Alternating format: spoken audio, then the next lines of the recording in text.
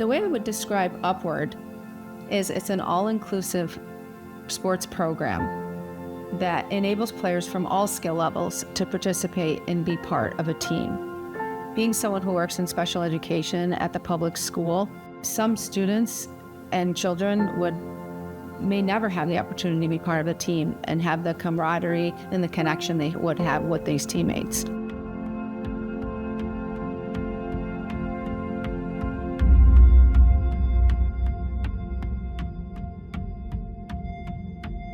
So hi, my name is John. And I'm Audra. And in 2008, we used to go and watch my niece play basketball through Upward at a different church, North Syracuse Baptist, actually. And I was very interested in the program. It was a super cool basketball program.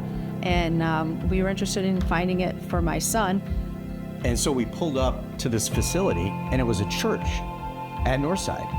And me being unchurched was slightly uncomfortable the whole thing because I'm more of an introvert. I don't want people telling me what to do and how to live because I am captain of my own ship. That's what I thought. And as we crossed the threshold, all I found were great people, helpful people, joyful people investing in our child. And then we got to practices weekly. And the practices were skills and drills, but also building a foundation through virtues that our son was introduced to, as well as us. So the practices went on and we really enjoyed those. And then it was game time. Game time was incredible.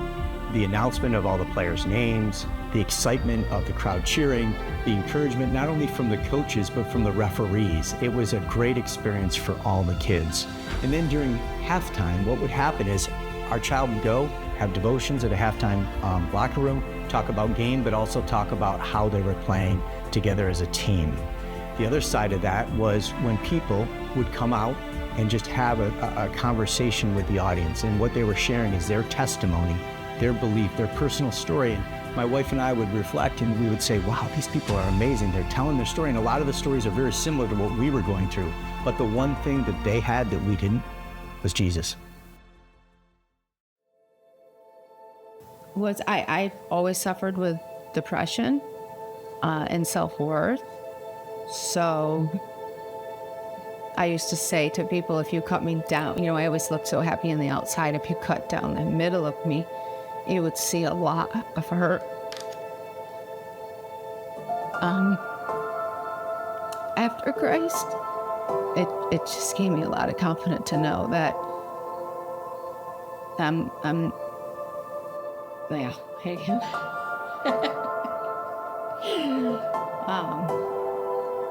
that it made me whole again, to know that I am good enough.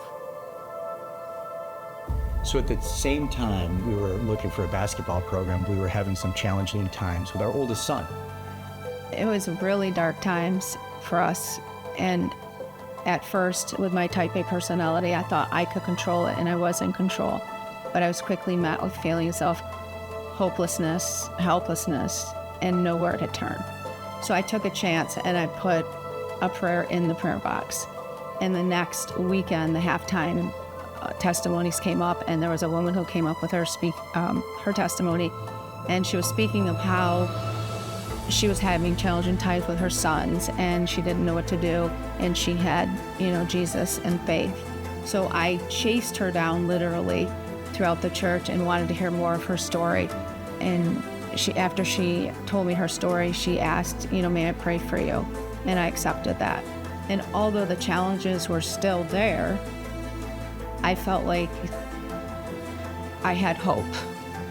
One thing we noticed though, when the Upward season stopped, we were missing something. There was a void in our lives and we weren't sure. It wasn't basketball.